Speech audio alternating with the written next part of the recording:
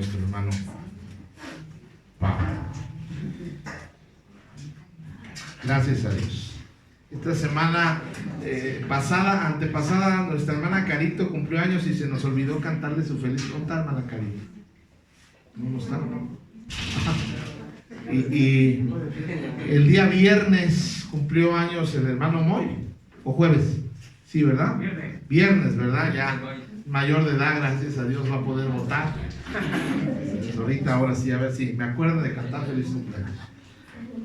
Entrando, hoy empezamos un nuevo estudio y hoy vamos a empezar estudiando la primera carta que escribió el apóstol Pedro. Y vamos a aprender cosas muy prácticas. Primera de Pedro, ¿verdad? Y Pedro está escribiendo a la iglesia o a un tipo de iglesia en condiciones similares a las que usted y yo estamos viviendo hoy en día. Eran tiempos difíciles. En aquellos días dominaba una nación o un imperio que era el Imperio Romano. Era la nación más poderosa culturalmente. Militarmente el imperio se había extendido a muchas provincias. Era una nación rica en cultura, en artes, en filosofía, y militarmente eran muy, pero muy poderosos. Tenían a muchas naciones bajo su dominio. Pero también en aquellos días se estaban levantando disturbios, había problemas políticos, había personas en aquellos días de diversas nacionalidades, culturas y religiones, y esto estaba creando algunos conflictos. Pero también Pedro escribe a esta iglesia que está siendo perseguida. Pedro escribe a una iglesia que está siendo asediada. Los historiadores cuentan cómo tomaban a algunos cristianos y los pusieron en los jardines y les prendían fuego por su fe. Había empezado una persecución. Algunos morían en el Coliseo romano. Eran despedazados por los leones. Y esto es a causa de su fe. Esto es a causa de que ellos están creciendo o están predicando a Cristo. Y Pedro escribe a esta iglesia que está siendo perseguida, pero además es una iglesia que políticamente está viviendo tiempos también difíciles. Y yo quiero empezar diciéndole que aunque haya cosas difíciles en nuestro país y situaciones difíciles en nuestro país, debemos de estar confiando en Dios, porque Dios es quien tiene cuidado de nosotros. De hecho, la solución para los problemas del ser humano es Jesucristo.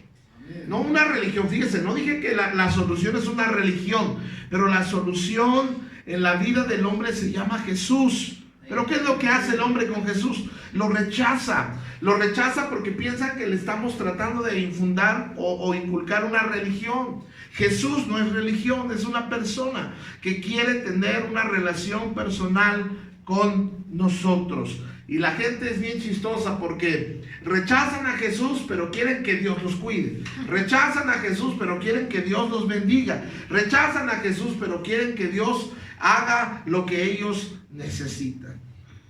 Y nosotros estamos viendo esta iglesia entonces, hermanos, que es una iglesia a la que está perseguida, tiene problemas, quieren igualdad. Hay muchas cosas que están sucediendo en el ambiente político, ¿verdad?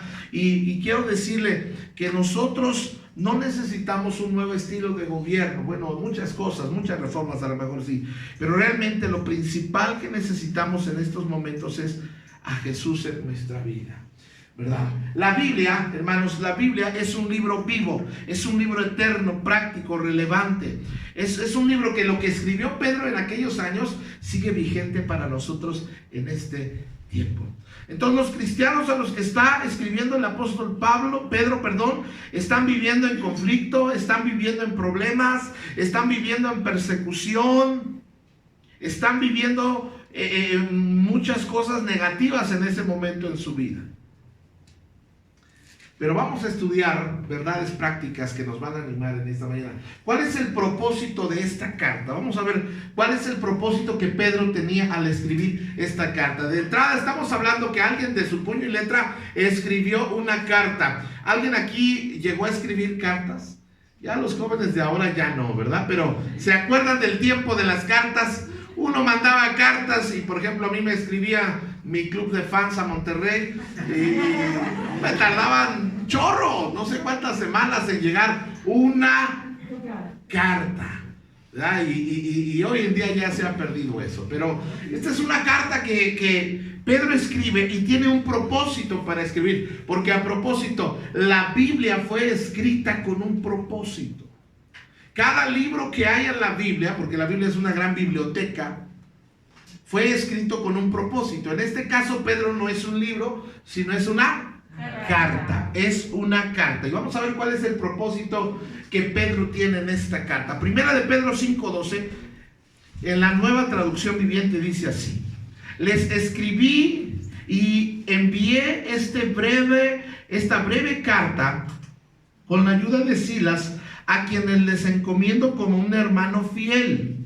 Mi propósito al escribirles es alentarlos y asegurarles que por lo que están atravesando en verdad parte de la gracia de Dios para ustedes, manténganse firmes en esta gracia. Entonces vamos a ver que la carta tiene tres propósitos, o es un propósito, pero tiene tres motivos esta carta. El primer motivo es alentarlos. Eso es lo que Pedro está escribiendo, alentarlos. Número 2, traerles seguridad. Y número 3, animarlos a que se mantengan firmes. ¿Sí estamos bien, hermanos? Entonces vamos a ver que esta carta también es para nosotros. Número 1, dice ahí: les escribí, les envié esta breve carta con la ayuda de Silas. Y luego dice: mi propósito al escribirles es alentarlos. La palabra alentar es animar, es apoyar, es animar a alguien a continuar haciendo lo bueno. Alentar. Por ejemplo, cuando una persona está por desmayarse o se desmaya, dicen: es que perdió el aliento. Eso tiene que ver también con fuerza, con energía. Esta carta tenía el propósito de animar, de alentar a los creyentes que estaban pasando por persecución, que estaban perdiendo sus casas, que estaban siendo llevados al Coliseo Romano. Y aún así Pedro les escribe para animarlos. Pero no solo Pedro escribe para animarlos a ellos, Pedro escribe para animarlo a usted, porque no es la voluntad de Dios a propósito que usted esté desanimado. Hermanos, el diablo trabaja mucho, el enemigo trabaja para que nos desanimemos. Y hermanos, a veces usa cosas tan pequeñas para desanimarnos. El trabajo de él es desanimarte. No le importa qué va a usar, pero él quiere desanimarte. A veces va a usar a tu esposo para desanimarte. Y las hermanas: sí, la neta, sí. Porque cuando no hay mucho caminar con Cristo y todavía el esposo tal vez no está muy empapado de esto del evangelio, de la iglesia y de Cristo, hay cosas que no entiende y no comprende. Y lo único que el esposo puede ver en ti es tu cambio, hermana. Es tu disposición. Por eso a veces el esposo dice: ay, ¿a qué vas a la iglesia si no? Si no. Ahora dígale a la persona que está a su lado: ya cambia. Dígale.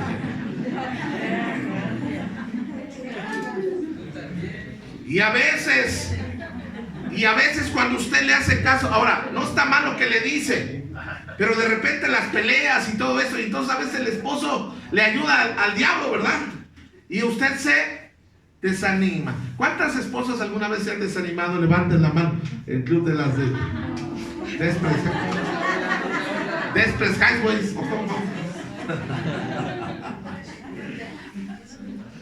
Ahora, ¿cuántos esposos se han desanimado? ¿Verdad?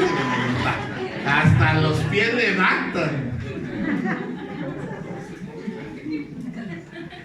A veces el esposo o la esposa lo pueden desanimar y usted va a decir, sí es cierto, ¿a qué voy a la iglesia si no? Y ya el diablo consiguió lo que quería, que era desanimarlo, desalentarlo.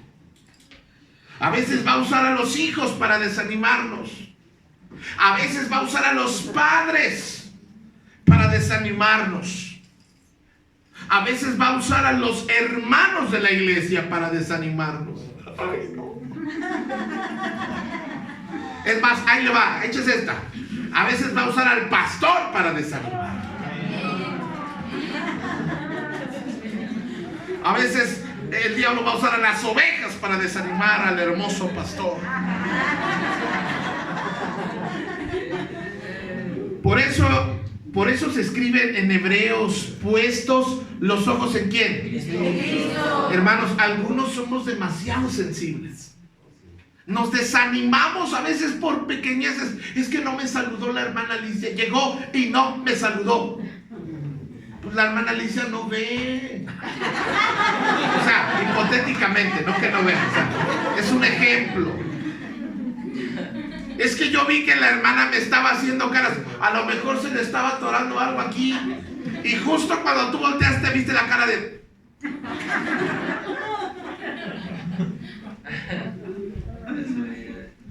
Y sabes que a veces el diablo nos hace ver cosas que no son. Y nos hace sentir cosas que no son. ¿Sabes por qué? Porque él quiere desalentarte. Pero el propósito de esta carta es alentarte, animarte, que quites esa cara de depresión de Juan Penas que te cargas. Digo, hermanos, a veces a algunos le queremos mostrar a todos que andamos.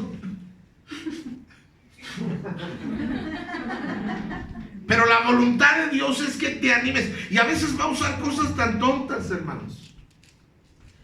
Cosas que no tienen, que no te... No, es que a mí no me felicitaron en el grupo. Para empezar, yo no sé quién cumple. Miren, si de los que sabemos que cumplen eso es porque dijeron, nos avisaron, nos dieron el pitazo y pusimos ahí en el grupo. 7 de noviembre. Ahí está ya, ahí está. 7 de noviembre. Ahora, puede ser que llegue el 7 y se nos olvidó.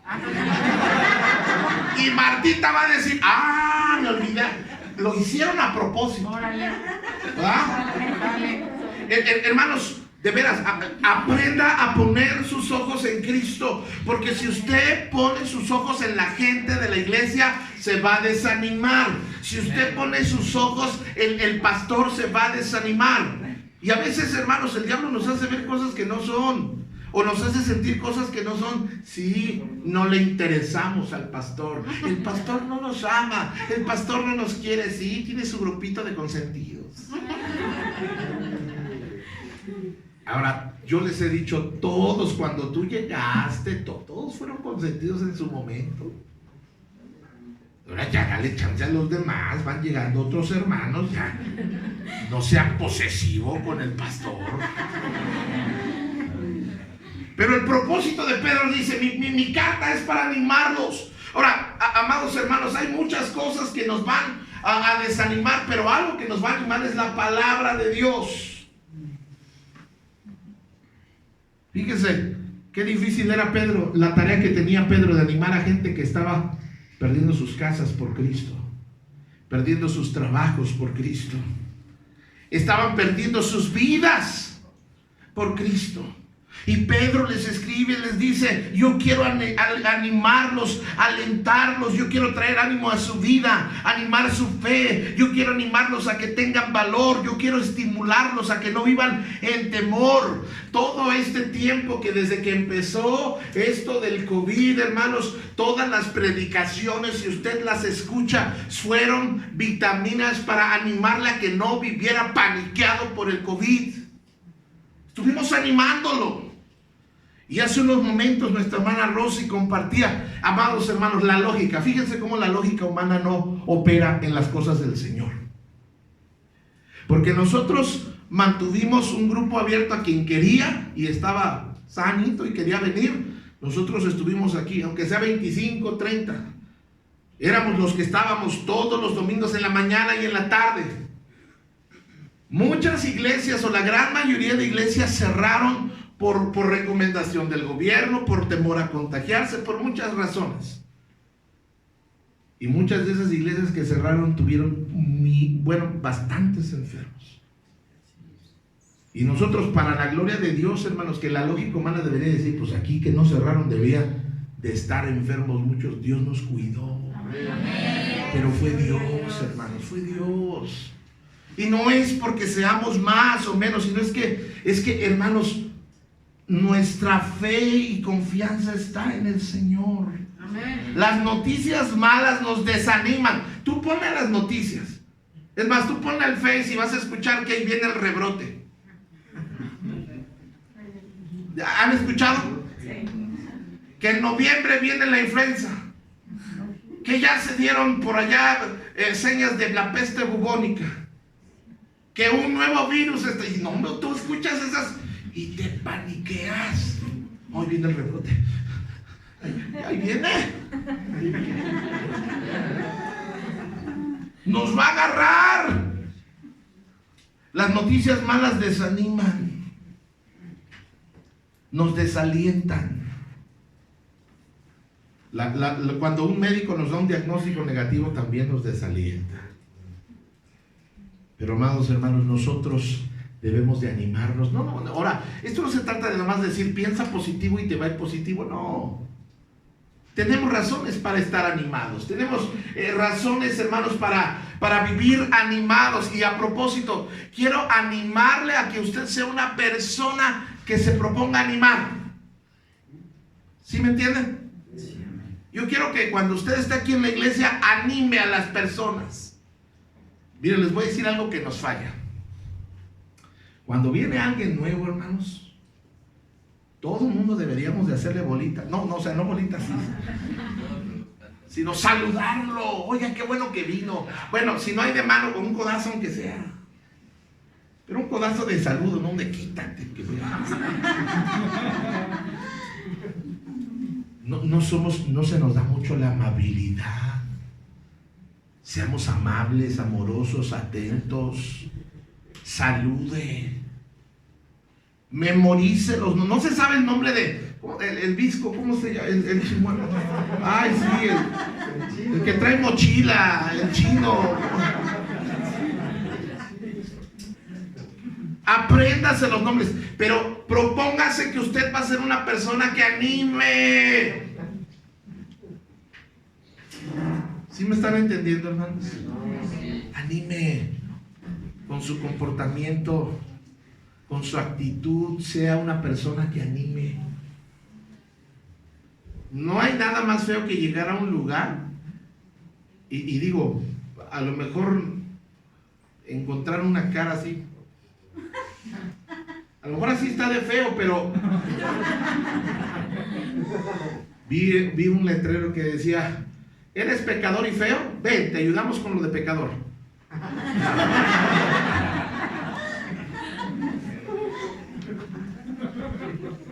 Hace muchos años yo me propuse en mi vida, dije yo, bueno, yo quiero ser una bendición. Con cualquier persona que yo tenga la oportunidad de entablar una conversación, voy a animar. Y una de mis frases es ánimo. Siempre si le mando un mensaje, de repente me ven ánimo. En Querétaro, así le apodaban a una persona que andaba en la calle y le pusieron el ánimo porque no te conocía y pasaba y te gritaba ¡ánimo! Ganas de agarrarlo a cocos, pero y así era conocido como el ánimo. Pedro escribe con el propósito de alentarlos, pero segundo, es asegurarles que por lo que están pasando en verdad es parte de la gracia de Dios para ustedes. Lo segundo que el apóstol Pablo trata de hacernos entender es que Dios nos puede traer seguridad aún en medio de lo que estamos viviendo. Esta enfermedad ha venido a llevarse a millones de personas o miles de personas en el mundo. Pero la Biblia dice que Dios cuida de los suyos. Y no es que no haya cuidado de los que se murieron. Yo hoy por la mañana explicaba, tenemos un tiempo de nacer y un tiempo de morir, hermanos. No somos eternos. Pero a pesar de lo que estamos viviendo, Dios sigue teniendo en control. Nosotros pensamos, tenemos una idea, que si nos está yendo bien, entonces Dios está con nosotros. Y si nos está yendo mal, que no está con nosotros. Pero realmente Dios está con nosotros en todo momento. Aún en medio de la enfermedad, yo puedo tener la gracia del Señor. En la situación que estés viviendo, tal vez un despido. ¿Sabes que en ese momento del despido, la gracia de Dios es para nosotros? Cuando alguien muere, la gracia de Dios está para nosotros. Cuando alguien, cuando nos falta el dinero, la gracia de Dios está para nosotros. Todo lo que Dios permite que venga en nuestras vidas, que enfrentemos en nuestras vidas, es para que Dios derrame de su gracia en mi vida, es para que me madure. La gracia, cuando estoy hablando de la gracia de Dios, estoy hablando del poder de Dios, de la capacidad de Dios, o que Dios tiene, de que Él está contigo, y como Él está con nosotros, podemos salir a través de toda adversidad y tribulación. Y en medio de todo esto, Dios nos va a madurar. Entonces, ver de manera trágica los problemas no me va a ayudar, pero ver los problemas como que Dios me está madurando, me va a ayudar a ser fuerte. Una vida sin problemas no crece. Necesitamos los problemas para crecer, las pruebas para crecer. Dios no es el autor de los problemas, pero sin embargo Él usa los problemas para nuestro bien y para madurarnos. Y número 3, ¿verdad? Bueno, eso nos habla de más fe, la gracia de Dios. Y número 3, les escribe para que se mantengan firmes en la gracia. ¿Qué es mantenerse firmes? Hoy está aquí con nosotros, nos están aquí todavía con nosotros por causa de que todavía no entran a la escuela Luis y Rafa, ¿verdad? Pásenle tantito Luis y Rafa, tantito los dos. Ellos están en la escuela, ¿cómo se llama la escuela de Marina? ¿Qué es? Escuela de Maquinaria Naval. Escuela de Maquinaria Naval, ¿verdad? Dice aquí, fíjense lo que vamos a leer, dice ahí, ¿verdad? Que nos mantengamos firmes en la gracia. La posición de firmes, ¿cómo sería la posición de firmes? También derechos, ¿verdad? Yo sí me pongo firmes, aunque me ponga firmes aquí. Por eso los pasé a ellos. Pero ellos están acostumbrados que si está el solazo, ahí siguen firmes. Y si llueve, firmes. Y si todo el mundo se va a comer, pero a ellos les dieron la orden de quedarse firmes, ¿cómo se tienen que quedar? Firmes. ¿Hasta cuándo se tienen que quedar firmes? Hasta que la autoridad les diga descansen. Ahora, Dios está diciendo esto. Ustedes que son mis hijos, ustedes que son mi iglesia, ustedes que son creyentes, quiero que se mantengan firmes, bien parados. ¿En qué? En la gracia.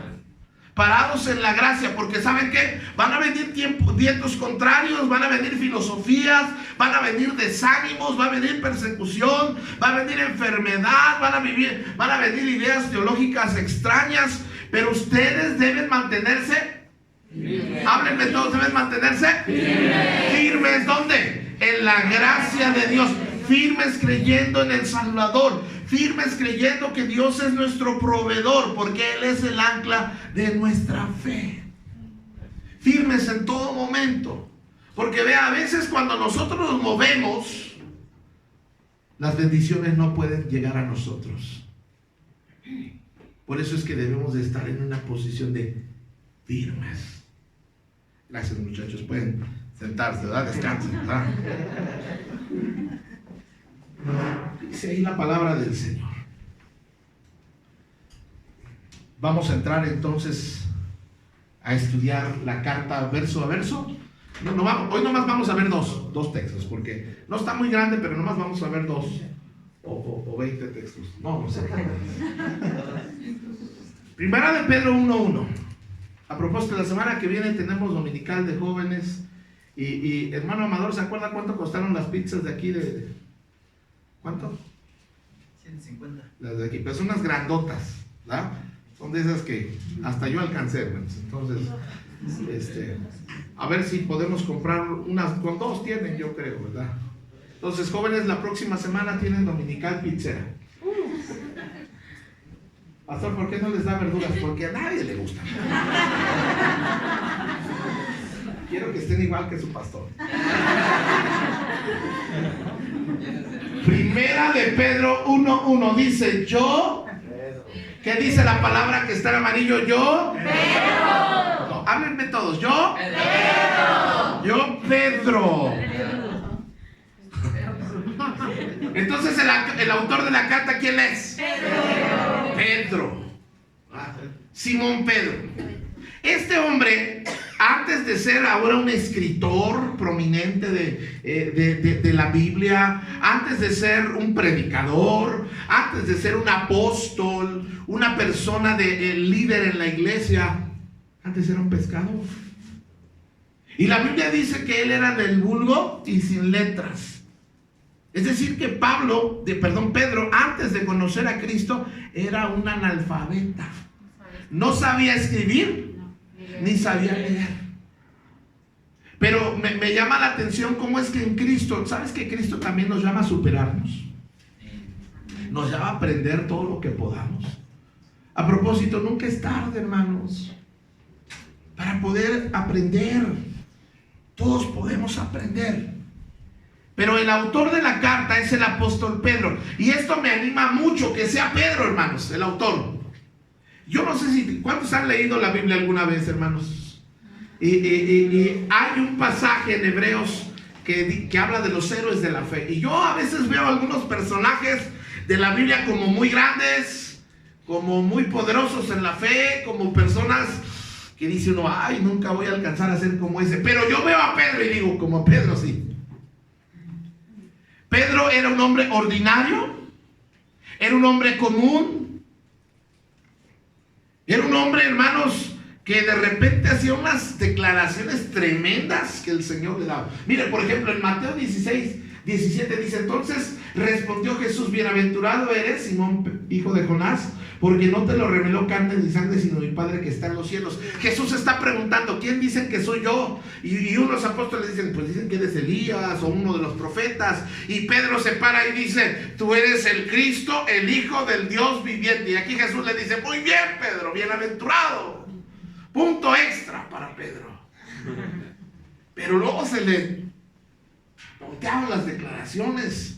Y una ocasión Cristo les dice, miren, es necesario que yo muera y vaya y sufra y vaya a la cruz, pero al tercer día voy a resucitar. Y a Pedro se le ocurre decirle, pero él volviéndose mirando a los discípulos, Pedro le dice, Señor, no dejes, piensa en ti, no hagas tal cosa. Y el Señor le dice, quítate delante de mí, Satanás. O sea, a veces se ganaba premio. Y a veces quítate, diablo, que me desanimas. Este es el que le dice, Señor, contigo voy hasta la muerte. ¿Se acuerdan que Jesús dice, voy a morir? Y ustedes se van a escandalizar de mí. Y Pedro dice, todas estas gallinas, sí. Pero yo no, Señor, yo voy contigo hasta la muerte. Y ese hace una declaración valiente, pero lo vemos que Pedro lo negó. ¿Cuántas veces? 3 veces lo negó y fue con maldiciones. Al parecer era del campamento 2 de octubre. De Iztapalapa, no sé, pero era bien hablado ese Pedro. Le fluían las malas palabras. Entonces yo veo que Pedro es una persona común. Es una persona con virtudes y con defectos. Es este mismo Pedro que quiere abandonar su ministerio un tiempo, pero cuando encuentra a Jesús, Jesús le dice, apacienta mis ovejas. Es un hombre ordinario, es un hombre común. Y eso me anima, porque si Dios pudo usar a Pedro, Dios me puede usar a mí y Dios te puede usar a ti. Alguien debería ponerse contento con eso. Porque yo no sé de ti, pero a veces fallamos. Levante la mano, ¿quién no ha fallado? ¿Quién no ha ¿Quién no ha fallado? Dije.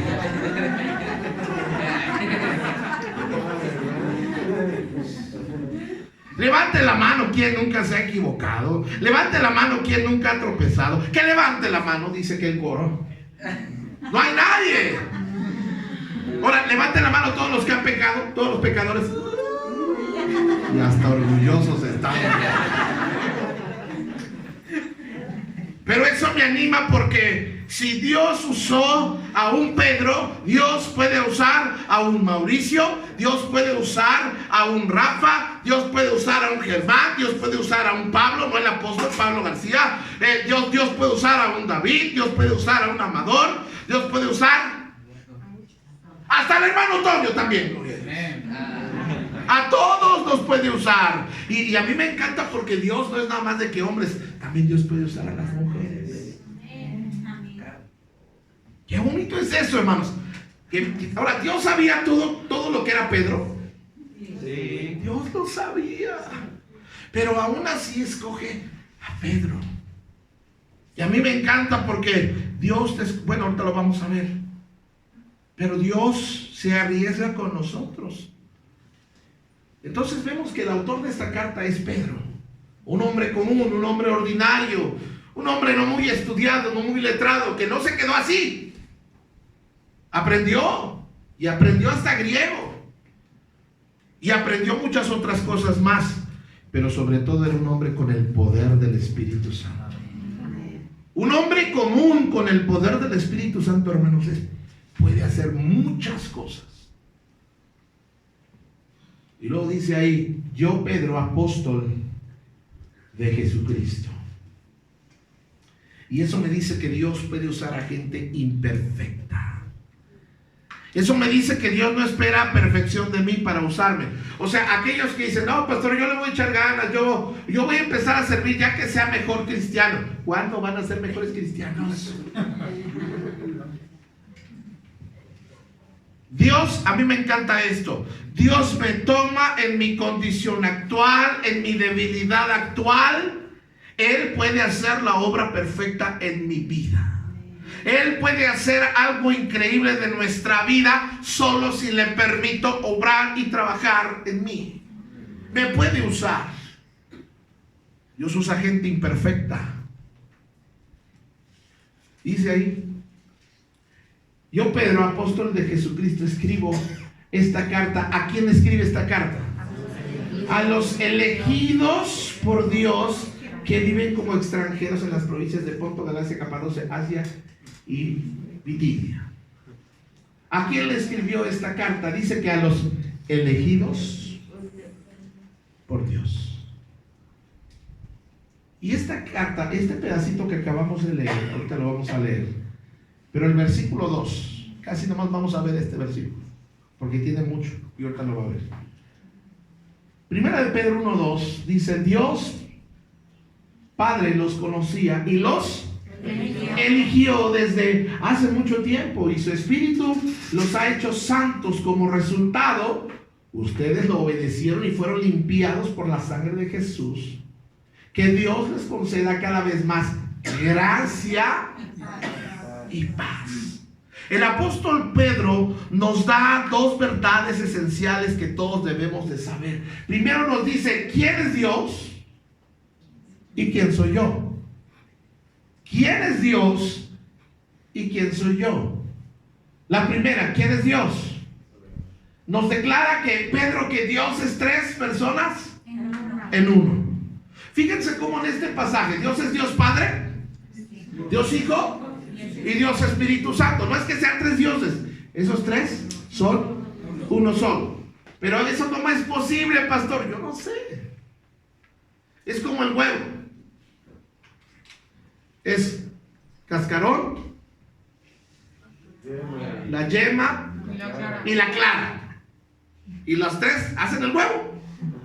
¿Sí me están entendiendo? Algo similar es Dios. Digo, es un ejemplo muy burdo, pero para que me pueda entender, nos declara que Dios es tres personas en uno. Fíjense, cómo en este versículo, en un pequeño versículo, nos habla de la obra de la Trinidad. Nos habla de cuál es el trabajo de cada uno. Dice, Dios el Padre los conocía. El Espíritu los ha hecho santos y Jesucristo nos ha limpiado con su sangre. Dos cosas que importan mucho en nuestra vida. No importa cuán intelectuales, inteligentes seamos, cuántos títulos tengamos, cuántos logros obtengamos, qué tan prósperos económicamente lleguemos a ser en esta vida. Necesito entender quién es Dios y quién soy yo.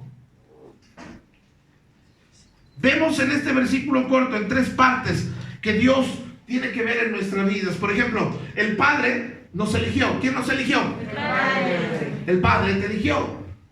El Espíritu Santo nos santifica. Esto es que nos perfecciona, nos hace mejores.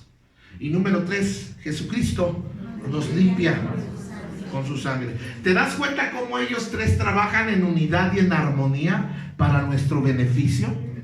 Conviven, trabajan sin pleitos, sin gritos, sin estrés, para traer bendición a nuestras vidas. ¿Te imaginas cuántas cosas pudiéramos hacer si usted y yo pudiéramos trabajar en unidad y en armonía como trabajan ellos?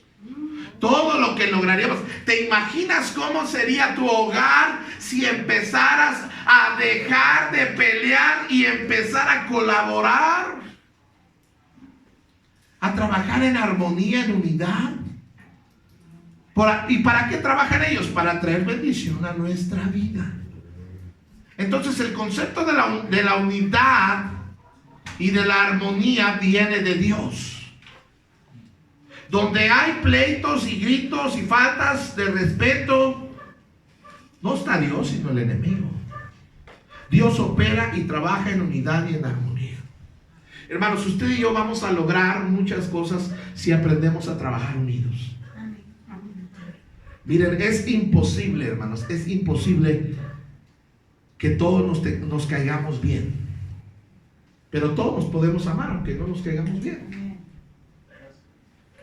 Ahora, todos debemos de convivir en Cristo. Miren, qué difícil es. Yo no sé si a usted alguna vez en la familia de sangre le ha tocado que es una cena de Navidad o una comida familiar y asiste alguien que no le cae bien de su familia. ¿Le ha pasado? Puede ser la nuera, normalmente casi siempre la suegra. No. Puede ser el yerno, un cuñado, una cuñada.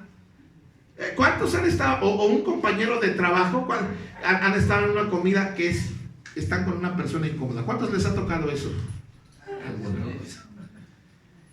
¿Qué debemos hacer? ¿Qué debemos hacer? Si viene a esa comida de trabajo o a esa cena de familia y llega alguien que no me cae bien, ¿qué debo hacer? ¿Pararme de la mesa? No, atenderlo bien, tratarlo bien. ¿Dejarlo?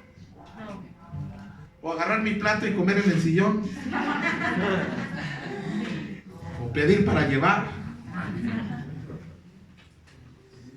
Tenemos que aprender a estar unidos, a convivir. ¿Sabes que Jesús no nos pide algo que Él no hizo? Jesús estaba en la mesa cenando sabiendo que Judas lo estaba negociando, sabiendo que lo iba a vender, que lo estaba traicionando. Estaba comiendo en una mesa con el que sabía que lo iba a negar y lo iba a maldecir. Estaba comiendo en la mesa con un montón de gente que dice que lo amaba, pero a la hora que los necesitaba se iban a ir de su vida. Y todavía pudo cenar con ellos, reír con ellos y pasar un buen momento con ellos. ¿Por qué nosotros no podemos hacer eso, hermanos? Si algún día volvemos a compartir los alimentos juntos, necesitamos aprender a hacerlo en armonía. ¿Sí me están entendiendo, hermanos?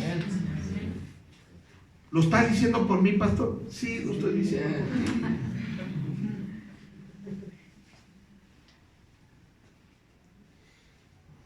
Luego Pedro declara quiénes somos, nuestra identidad. Y me encanta, ¿verdad? Porque nuestra identidad no viene de nuestra nacionalidad o de nuestros títulos o nuestro estatus social o nivel económico o estado civil. Nuestra identidad viene de nuestra relación o comunión con Dios. Y sigue diciendo en el versículo 2, Dios Padre los conocía y los ¿qué? Y los eligió. Y Pedro, en primera de Pedro maneja, verso 2, maneja dos conceptos también, ¿verdad? Número 1, somos elegidos por Dios. Yo no sé si usted de niño jugaba fútbol o básquetbol o voleibol o algo que tenía que jugarse en equipo. Y normalmente no lo escogían a ustedes los equipos. Obvio, porque tenía 2 pies izquierdos o porque no atrapaba el balón o porque su cara tenía imán con el balón y no lo escogían. Pero como recuerdo que cuando nos juntábamos a jugar fútbol y aquí con mis vecinos jugábamos fútbol pues nadie quería escoger al más, ¿cómo decirlo? Al que no tenía mucha habilidad futbolística. Y hasta desnombre, hasta la generosidad no salía. No, pues si quieren quédenselo ustedes, aunque nosotros seamos menos, no le haces. ¿No? Pero pensando en serio, hermanos, ¿tú sabes qué daño le hace el rechazo a la gente? Yo he conocido casos de muchachos, de muchachas que sus padres los quisieron abortar y tomaron cosas para abortarlos. Y eso es un rechazo, eso es algo tremendo. Porque todavía no nacían y ya estaban con el rechazo. Sin embargo, me dice que yo fui elegido. No es porque a Dios ya no le quedaba opción. A ver, escojo a David, a Jesse, a Felipe y bueno. Pues ya vente, Rafa, ya no nos quedó de otro. No fue así, sino que Dios, de entre toda la gente que podía escoger, te eligió a ti. Amén. Y te eligió sabiendo cómo eres, y sabiendo tu debilidad, y sabiendo tu pasado, y sabiendo de qué pie cojeas, y sabiendo todo tu historial. Dios te escogió a ti. El día que aceptaste a Cristo en tu corazón, Dios te aceptó. Hay mucha gente que ha experimentado el rechazo. Me recuerdo bien más claro esto en la secundaria, se daba más. El rechazo era más marcado a ciertas personas. Tal vez el más callado, tal vez el más feo o la más fea. Tal vez el más tonto, de acuerdo a nuestro aspecto. Y hermanos, el pueblo, la raza allá afuera es cruel. Y se da mucho eso del rechazo, ¿verdad? Ahora, ¿qué pasa cuando el rechazo llega a nuestra vida? ¿Cómo nos hace sentir? Aquella ocasión que el muchacho por mucho tiempo pensó, me le voy a declarar, y ese día hasta se peinó y se lavó los dientes. Y llegó con la muchacha que más le gustaba y hasta compró con sus pocos ahorros unas florecitas para declarársele. Y se le avienta, lo pensó, lo entrenó, lo dijo muchas veces enfrente del espejo. Y luego a la hora de darle las flores y declarársele, la muchacha le dice, no me gustas. Y luego, pues quédate si quiere con las flores, es que me dan asco. Las pobres flores hasta se marchitaron en ese momento. O aquella muchacha que se hizo ilusiones con ese muchacho que le gustaba, el guapo, morenito, ese de pelos parados, ¿verdad? Que decía, yo quisiera ser su novia. Y luego, pues, no se aventaba él y ella se le declara ya en la desesperación. El muchacho, híjoles, me caes bien. Y esa palmadita en la espalda de, no eres mi tipo. ¿No eres tú? Soy yo. No, oiga, el rechazo. ¿Cómo lo maneja aquella pareja que tuvo relaciones sexuales y quedó embarazada la chica y el joven no estaba preparado para esa responsabilidad y se fue? ¿Cómo manejas el rechazo? Un hijo abandonado, una hija abandonada, ¿cómo lo manejas? Cuando no te aceptan, no te quieren.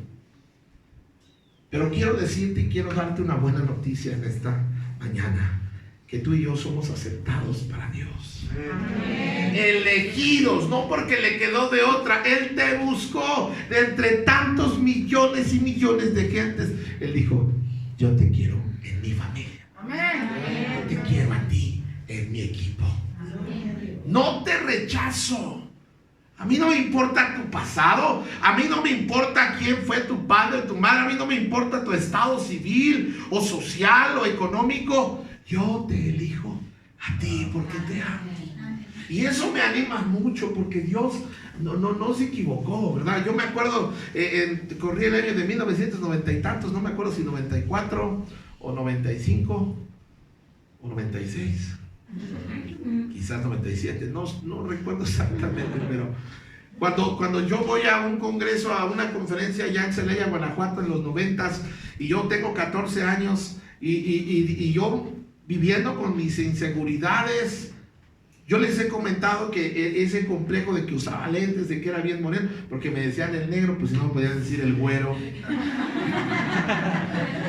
Iba a haber una obra de teatro una representación de cuando Cristóbal Colón llegó aquí a América, y yo aferrado con el maestro de que yo quería salir de soldado español. No, tú no puedes, tú eres de los otros, ¿sabes?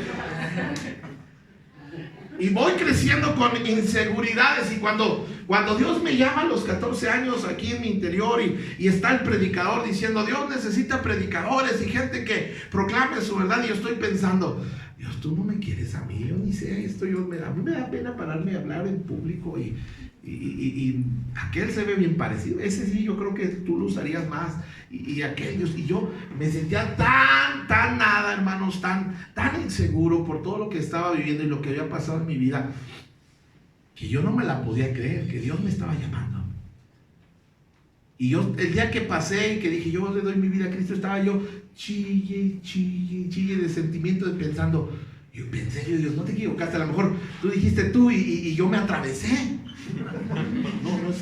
No sé si le ha pasado que lo saludan. Me pasó un oso, hermanos, estoy en el aeropuerto, no sé, estaba en Culiacán, ¿dónde estaba? Y saluda a una mujer así, ¿verdad? Y muy efusivo, y yo. Y todas estás y yo todavía. Hombre, no, estaba atrás el que le estaba hablando, pero. No, yo pensé que cuando Dios me estaba llamando era algo similar. Pero no, Dios me eligió con un propósito. Y los años han pasado y los kilos han pasado. Y me he dado cuenta que Dios no se equivoca con nadie que elige. Entonces, si tú estás en el equipo de Dios ahorita, no fue casualidad. Dios ya te tenía elegido desde hace tiempo atrás. Y Pedro no solo maneja el concepto de aceptados. Dice, yo, Pedro, apóstol de Jesucristo, escribo esta carta a los elegidos de Dios que viven como extranjeros. ¿Qué es un extranjero? Alguien que no vive, que no radica, que no es de este país o de cualquier otro país, de esta nacionalidad. Y tú y yo somos extranjeros. No, pastor, yo soy mexicano, vivo aquí en México. Sí, pero dice que Pablo dice que nuestra ciudadanía está en los cielos. Y somos extranjeros. Y vamos de paso. Por ejemplo, en Estados Unidos es más marcado esto de los extranjeros. y yo no sé si ustedes saben cómo viven los migrantes allá. La persona que no tiene documentos oficiales batalla mucho. De hecho, hay derechos que no están disponibles para ellos. La gente que vive en Estados Unidos puede dar mayor testimonio de esto. Pero este mundo, tú y yo somos extranjeros porque este mundo no es nuestro hogar. Vamos de paso. De hecho, cuando alguien muere, no es que se fue, es que más bien ya está en casa. Vamos de paso en este mundo. Este mundo no es nuestro hogar. Dios dice ahí, en Juan 14 dice que una de las razones que Cristo se fue al cielo es para preparar morada para nosotros. Y no son casitas de Infonavit, de esas chiquitas de 4x4, no, hermanos. Son casas especiales. Y dice, pastor, lo dice la palabra del Señor. De hecho, ya hay gente que nos está esperando allá con Cristo, hermano.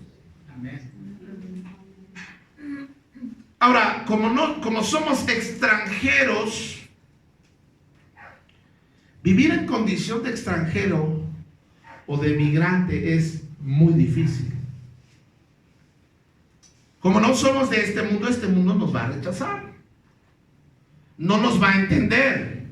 No va a concebir nuestras ideas.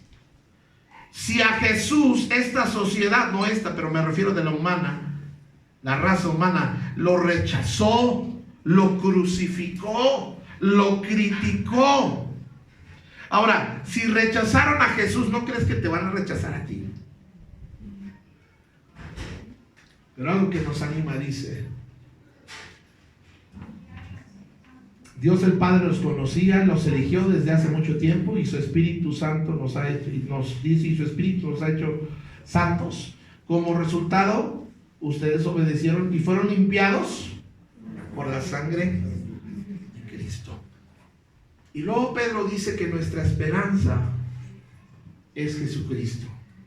Dice que fuimos limpiados por la sangre de Cristo. Miren, la única manera de tener lavados nuestra alma y conciencia de pecado es la sangre de Cristo. Ahora está hablando de una manera espiritual, no literal. Esa sangre ya no está disponible hablando físicamente, materialmente, pero espiritualmente sí está disponible para nosotros.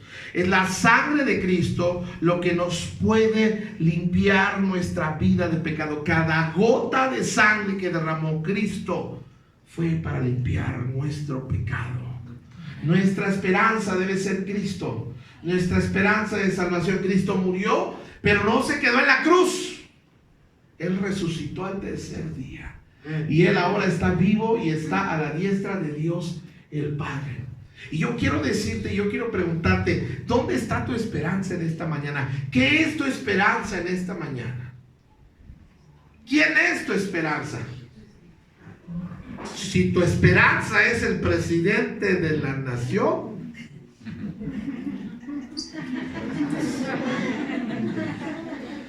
me ha decepcionado tanto ese hombre.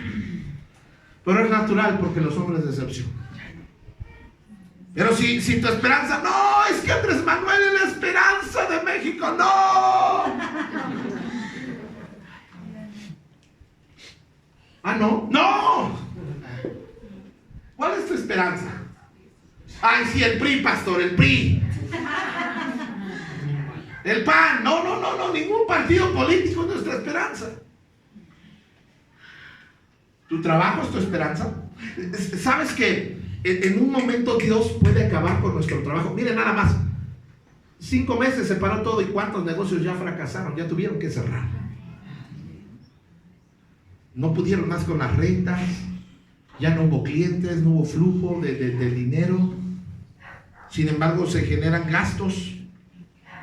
Y puede ser, o tal vez, pues sí, pastor, yo gracias a Dios trabajo para el gobierno. ¿Sabes que el día de mañana el gobierno puede hacer recorte de personal? No diga eso, pastor.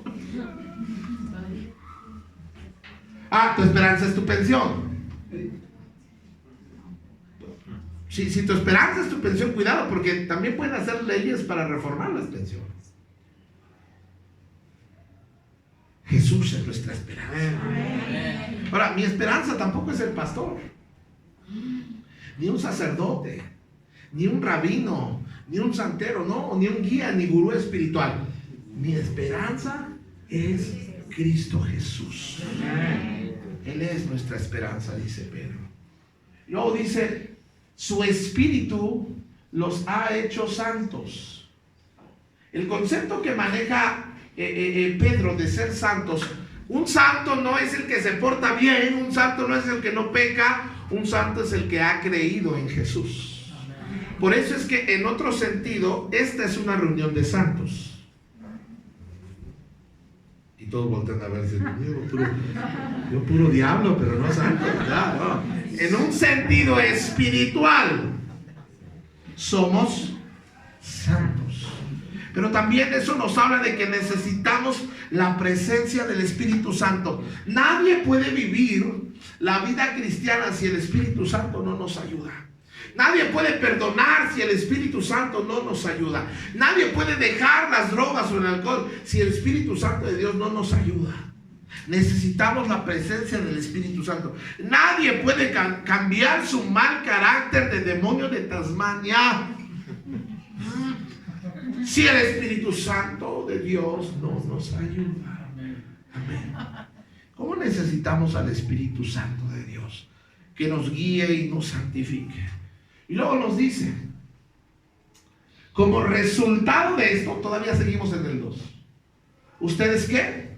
Lo obedecieron. Lo obedecieron. Es decir que Pedro nos está presentando que ha llegado un tiempo de obediencia, de vivir en Obediencia. Porque hermanos, la verdad es que vivimos como se nos pega la regalada gana.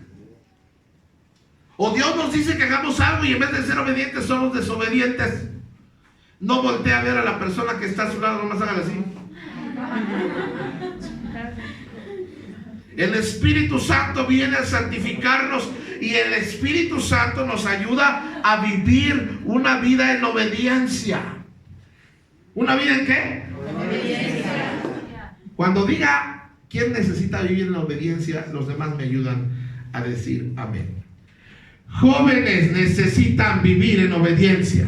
Amén. No, pero échenle ganas. Otra vez, vamos a hacerlo una vez más. Jóvenes necesitan vivir en obediencia. Amén. Señoras,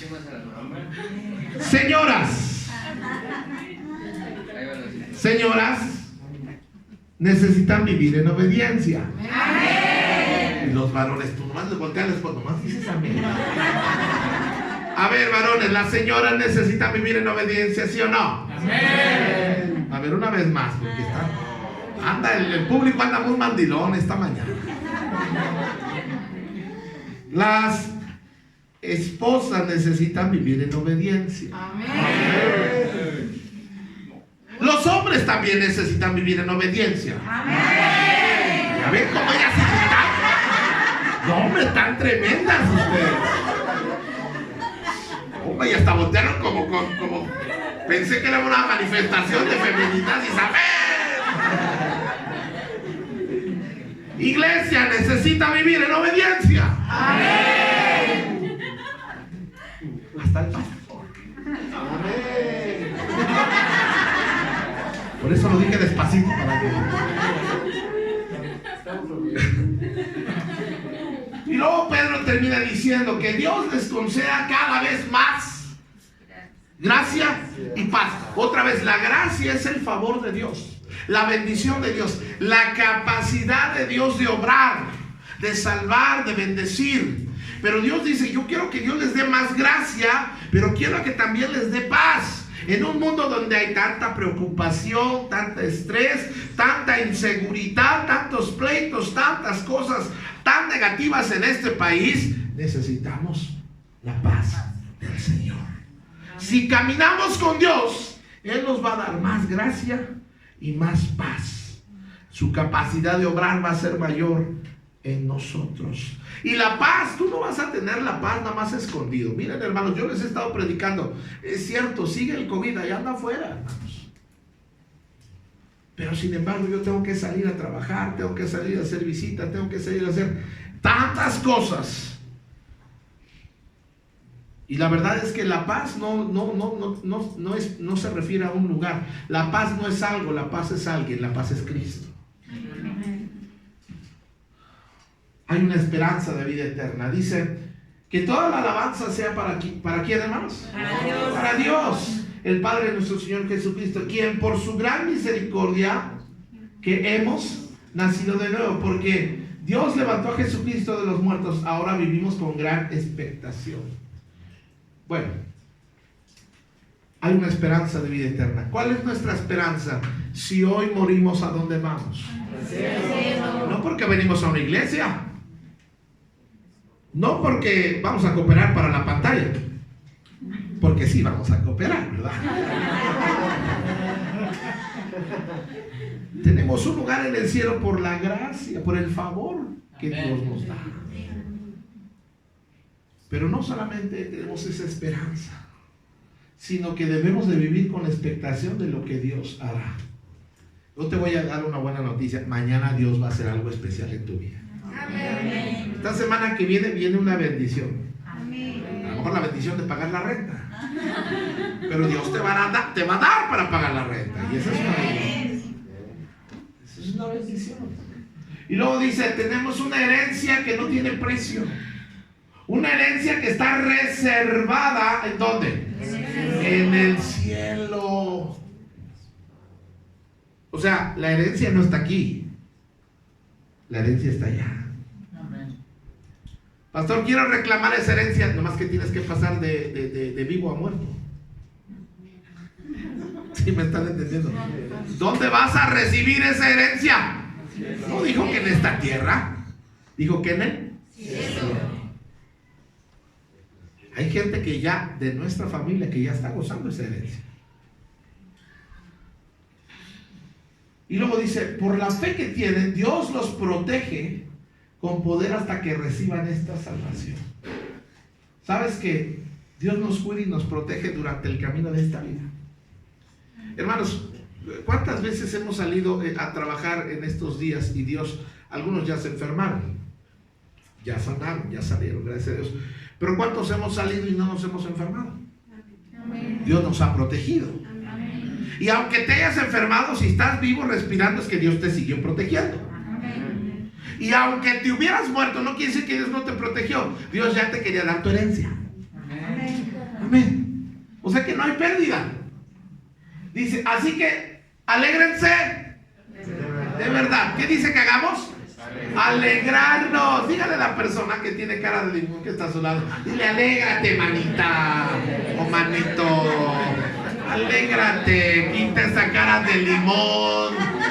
Quite su cara de viejito sin dientes. Alégrese.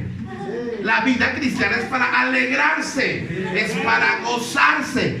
Hay motivos para estar alegre. El problema de la gente que se deprime es que pierde de vista que hay cosas por cuales sí alegrarse. Alégrese de lo que sí tiene. Alégrense en verdad. Les espera una alegría inmensa. Aunque tienen que soportar muchas pruebas por un tiempo breve. ¿Sabes qué? También las pruebas son parte de la vida. Ahora, otra vez, ¿a quién le está escribiendo esto Pedro? A una iglesia perseguida. A una iglesia que está entregando su vida por Cristo, que le están quitando sus negocios. Muchos están muriendo en el Coliseo Romano. Pero Pedro les escribe, alégrense. Porque hay motivos, aún en medio de las pruebas y de la persecución, hay motivos para estar alegre. Y hasta aquí llega la primera carta de Pedro. La verdad es que es una carta que nos va a enseñar mucho. Por eso es que usted y yo, cuando pasemos por momentos de prueba, aún en la prueba podemos estar alegres. Y estar alegres no es, o gozosos, no es estar riéndose. Estás teniendo enfermedad y Está saliendo en temperatura. No estamos hablando de eso. Sí, porque la gente, pues me tengo que estar. No. Pero tengo que estar contento por lo que sí tengo. Y tengo que estar contento porque Dios me ama. Y tengo que estar contento porque Dios me eligió. Y tengo que estar contento porque me espera una herencia. Y tengo que estar contento porque tengo una esperanza de vida eterna. Y tengo que estar contento porque Dios no me abandona. Y tengo que estar contento porque hay una casa para mí en el cielo. Hay muchas cosas por las cuales debo estar contento. A propósito, la vida cristiana no se aguanta ni se soporta. A veces hablan de, oye, ¿qué tienes? Es que soy cristiano. Pues no me vais a contagiar de eso porque me parece que traes COVID cristiano, ¿no? La alegría debe ser parte de los cristianos, hermano. Estar contentos, salude con alegría, buenos días. Y no me vaya a contestar como aquella hermana. Le dije, hermana, buenos días. ¿Qué tienen de buenos?